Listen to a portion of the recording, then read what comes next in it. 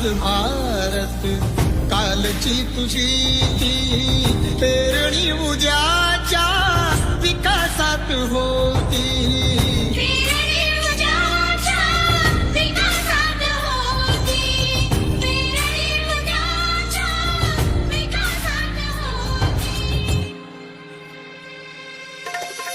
जरी संकटाची काळ रात होती, जरी संकटाची काळ रात होती, तरी भीमराया तुझी साथ होती.